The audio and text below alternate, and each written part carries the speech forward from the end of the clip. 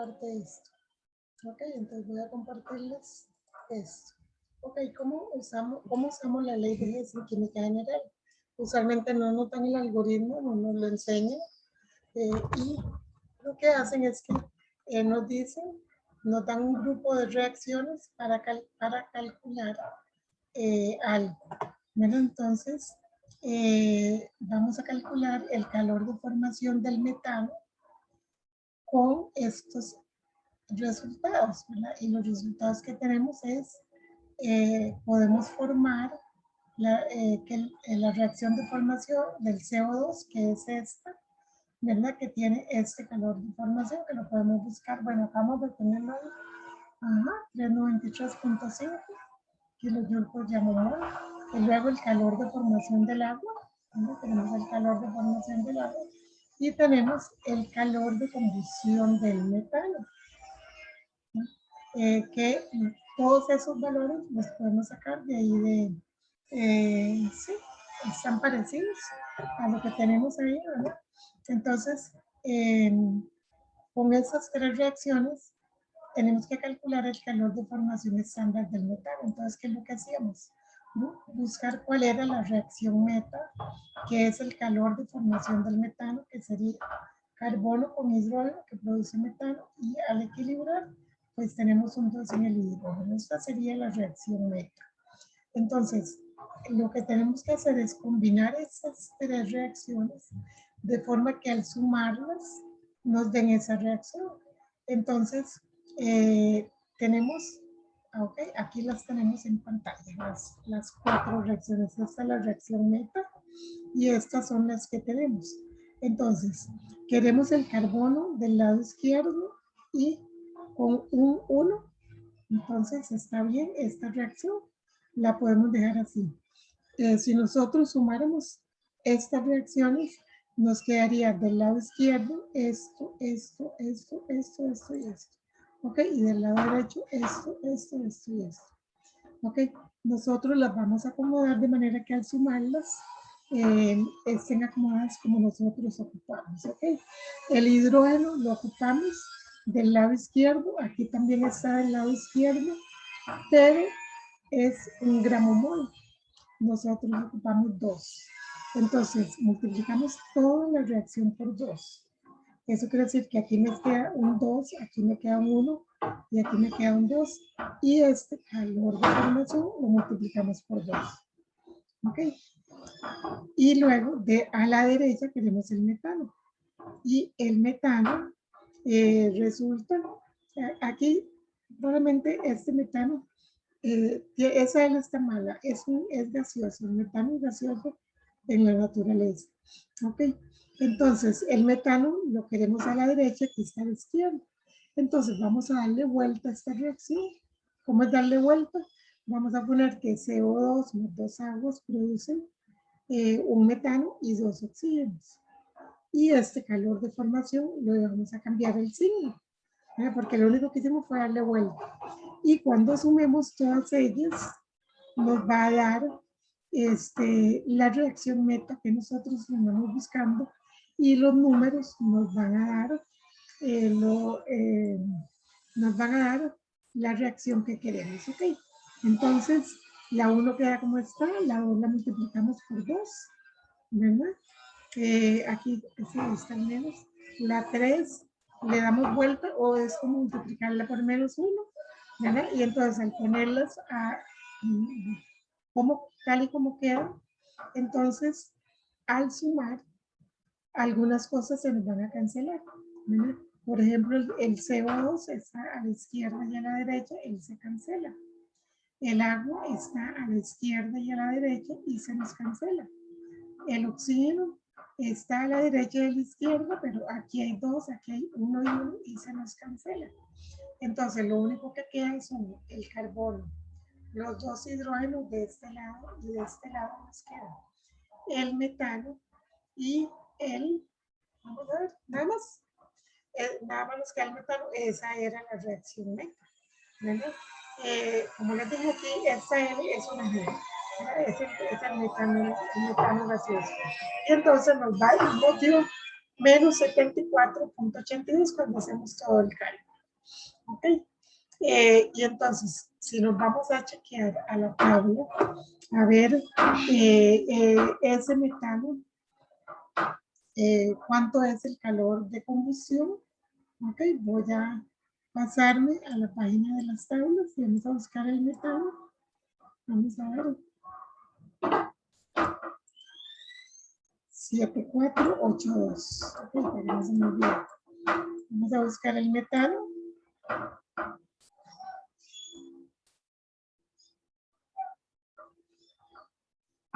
Bueno, eso está en el primero. Vamos a ver.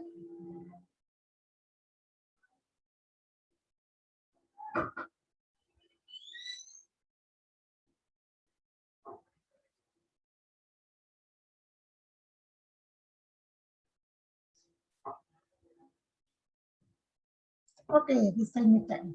Y aquí el metano gaseoso y nos da 7484. O sea, la diferencia es un 2 aquí, probablemente por redondeos, de redondeos de cálculo, pero prácticamente es el mismo. Ok, entonces ven 7484 y aquí tenemos, vamos a buscar el cálculo. 7482 negativo, ¿verdad? Entonces, con eso verificamos que la ley de Hess nos funciona, ¿ok? Y la vamos a poder usar cuando no tenemos una reacción en especial, encontramos, lo que vamos a usar es el algoritmo, ¿ok? Fíjense que si hubiéramos usado el algoritmo que hubiéramos hecho con el algoritmo, es una vez el metano menos, menos el carbono, menos 2 veces el hidrógeno, eso sería en calores de formación, la reacción meta, ¿verdad? Y obviamente el carbono y el hidrógeno tienen calor de formación cero, entonces sería menos el calor de formación del metano y obviamente nos va a dar lo que está en la tabla, porque eso es lo que está tabulado. ¿Ok? Ley de Hess, siempre viene un problema. Vamos a ver con qué seguimos acá en la presentación. Ok, entonces ya sabemos usar ley de Hess. Vamos a ver cuál pregunta. Ah, mira, se me olvidó hacerles examen corto. No, no vamos a tener examen corto. Qué buena noticia. Hay un compañero que está preguntando. Se me olvidó. Okay. Hacerles, para la otra sí les prometo que sí les hago examen corto. Es que estoy con mucho examen, entonces estoy calificando exámenes, uno de esos son los de ustedes. Estoy preparando exámenes, preparando tareas, que por cierto no les voy a dejar una tarea, la semana pasada no les dejé, porque estamos como una parte muy teórica. Ok, ahora ya sí pueden tener una tarea de un ley de Hess o algo. Ok, vamos a buscar. Vamos a ver la página que sigue. Oh, ok, vamos a llegar al fin, a los balances de energía. Ok, vamos a quitar esta cámara y vamos a empezar a hablar de los balances de energía. Ok, entonces siempre la energía es una fuerza en acción, es algo que nos mueve, ¿verdad? Eso es energía, mueve los equipos, nos mueve nosotros. Nosotros obtenemos la energía, los alimentos, ¿verdad? Los equipos, de la forma en que nosotros decidamos que ellos van a tener energía.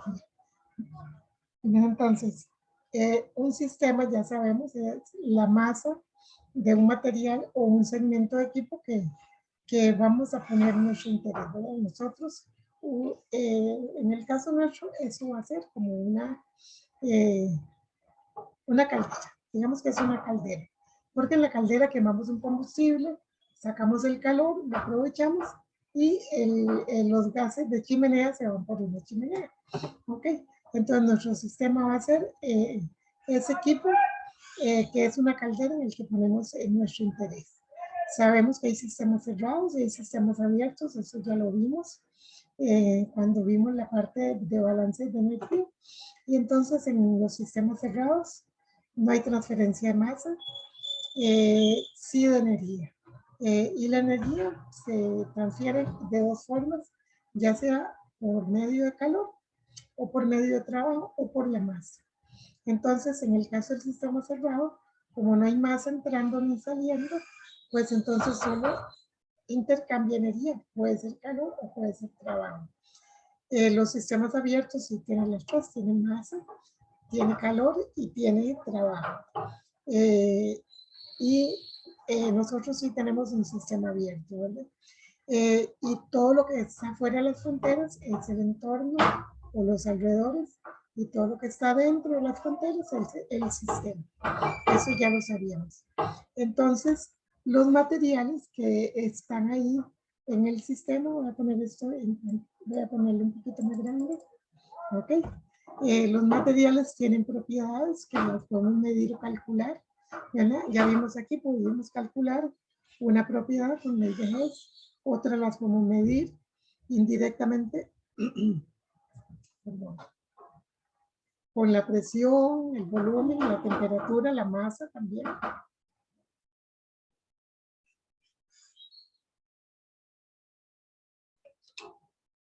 Y entonces, esas propiedades sabemos que pueden ser extensivas o intensivas. Extensivas, las que dependen de la cantidad de material, como el volumen y la masa. Intensivas, las que no dependen de la cantidad de material, como la presión, la temperatura, la composición y la densidad. De eso ya hablamos y por eso lo estoy repasando rápidamente. ¿Ok? Sabemos que las propiedades son independientes y al mantener una de ellas constante, la otra varía. Y entonces el estado es el conjunto de propiedades de los materiales que lo componen en un momento dado. En este caso, tenemos un sistema que tiene combustible, tiene aire, tiene CO2, agua y lo que sobra de oxígeno y nitrógeno. Básicamente, ese es nuestro sistema y que adentro hay una reacción ocurriendo.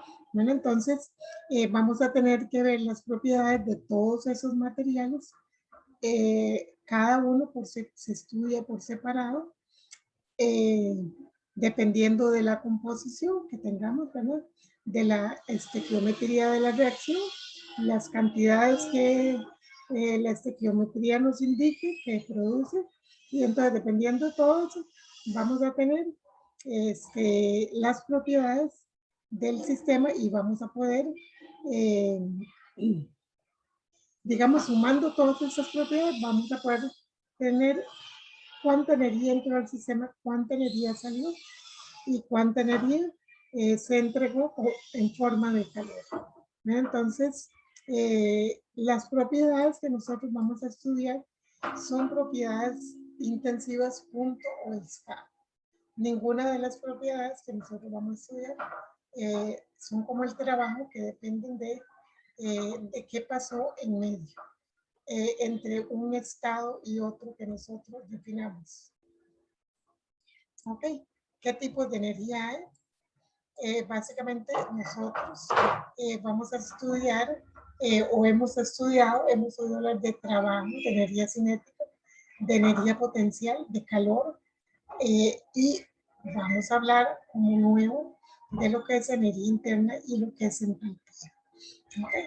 Entonces, ya trabajo, lo estudian ustedes en física, también la energía cinética, también la energía potencial. Igual en nuestro sistema no vamos a considerar que hayan cambios de energía cinética o potencial y nuestro sistema no tiene trabajo. Entonces vamos a concentrarnos en calor, en energía interna y en entalpía. ¿Okay? Entonces, esos son tipos de energía comunes y nosotros vamos a, como les digo, estar con calor, energía interna y entalpía. Entonces vamos a ver primero el calor. ¿Okay? Resulta que el calor es un flujo de energía que se da cuando hay diferencia de temperatura entre los cuerpos o entre los sistemas, en el caso de nosotros, entre el sistema y los alrededores. Entonces, obviamente, si nuestro sistema está en combustión, él está muy caliente. Los alrededores, que es la atmósfera normal, siempre va a estar más frío. Entonces, va a haber un flujo de calor del sistema hacia los alrededores. Entonces, va a estar entregando una cantidad de calor nuestro sistema, ¿verdad? él es un flujo de calor, el calor no se almacena. Uno no puede decir, uno dice corrientemente tengo calor, pero tengo calor, interpretarlo termodinámicamente, querría decir, mi temperatura ha subido tanto que estoy más caliente que los alrededores y por eso yo digo tengo calor, ¿verdad? Entonces estoy emitiendo calor. En realidad nosotros siempre pasamos emitiendo calor porque estamos a una temperatura más alta que la temperatura que nos rodea, por lo menos en estas latitudes, ¿verdad? Si llegamos a un desierto o así, pues puede ser que sea al revés, ¿verdad? Que la temperatura esté más alta que la de nosotros, que son 37 grados, y entonces vamos a sentir que el calor se transfiere hacia nosotros. Eso sí es calor.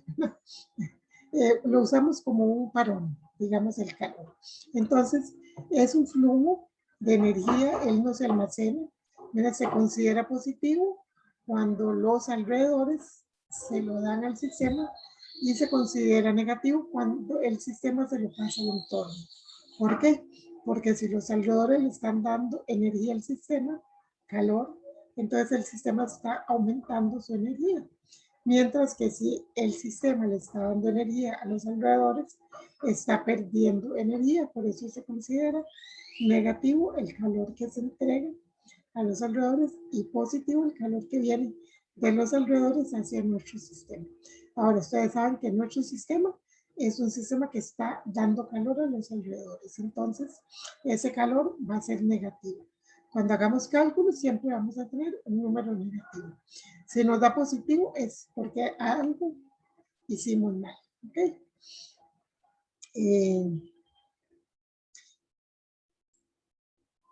Cuando nosotros tenemos una sustancia pura a la presión atmosférica normal, usualmente el calor que le entregamos para pasar de una temperatura a otra lo podemos calcular de esta forma. Q igual mc por delta T, que le acabamos de, les pregunté al principio.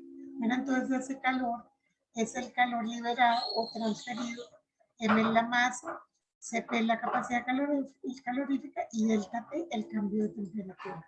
Entonces, por ejemplo, una taza de café caliente, ¿a qué temperatura está? Bueno, más alta que la temperatura ambiente, pero está caliente. Entonces está, digamos que a 40 grados. Ok, la temperatura ambiente, digamos que es 25. Entonces, ¿hacia dónde va a transferirse el calor? Del café hacia los alrededores. ¿Vale? ¿Por qué? Porque siempre el calor se mueve del cuerpo que tiene temperatura más alta al que tiene temperatura más baja. O entre los materiales, el material que está más caliente, de ahí se transfiere calor al que está más frío. ¿Ok? Entonces, de esa forma podemos calcular esa cantidad de calor. O sea, si conociéramos la capacidad calorífica del café, la masa de café y el delta T, que bueno, ya dijimos que son esos de 25 a 37. Bueno, entonces podríamos calcular ese punto que va a liberar esa taza de café cuando ya se enfríe y esté a la temperatura ambiente. Entonces eso siempre ocurre. Va a llegar un momento en que los sistemas, el sistema y sus alrededores van a estar a la misma temperatura. ¿Okay? Va a haberse liberado una cantidad de calor o absorbido una cantidad de calor. Entonces, eso es lo que nosotros conocemos. La capacidad calorífica ya sabemos cómo la podemos calcular, ¿verdad? Y el delta T es la capacidad calorífica a una temperatura y otra. ¿Ok? Usualmente no nos vamos a poner a hacer esos cálculos, pero el calor lo calculamos de esa forma, ¿no? Si lo tuviéramos que calcular. Ahora, la energía interna es la suma de todas las energías que tienen cada uno de los átomos que hay ahí en nuestro sistema. ¿verdad? Entonces, sería muy difícil de medir ella, porque tendríamos que sumar toda la energía que tienen los átomos. Entonces, por ejemplo, digamos que vamos a quemar metano, entonces tendríamos que sumar la energía del carbono y la energía de 4 átomos de hidrógeno, ¿verdad? Y cuántos átomos de hidrógeno hay en nuestro sistema. ¿Ok?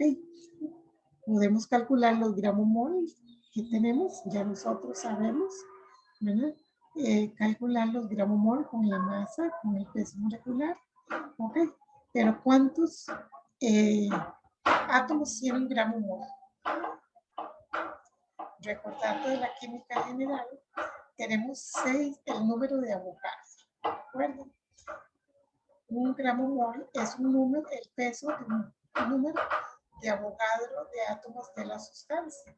Entonces, si estamos hablando de metano, serían 602 por 10 a la 23 átomos, ¿verdad? Y entonces cuando multiplicamos eso por el número de átomos que tenemos, entonces vemos que son números muy grandes. Y si tenemos muchos gramos mol, vamos a tener muchos millones más. ¿Ok? Entonces, básicamente, la energía interna no la vamos a calcular, digamos, calculando la energía de cada átomo y sumándola, sino que ya nos hemos dado cuenta que ella macroscópicamente podemos medirla en función de la temperatura. ¿Okay? Entonces,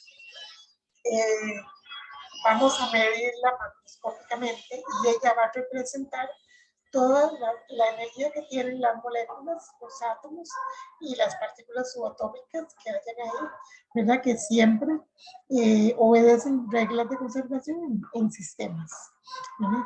Entonces, vamos a calcularlas a partir de otras variables como presión, volumen, temperatura y composición. ¿Ok? Entonces, vamos a llegar hasta aquí. Y la próxima semana nos vamos a dedicar a ver cómo calculamos esa energía interna y cómo calculamos la otra propiedad, que es la entalpía. ¿Okay? Entonces terminamos acá la clase y nos vemos de noche. Dentro de un rato les voy a dejar una tareita para que repasen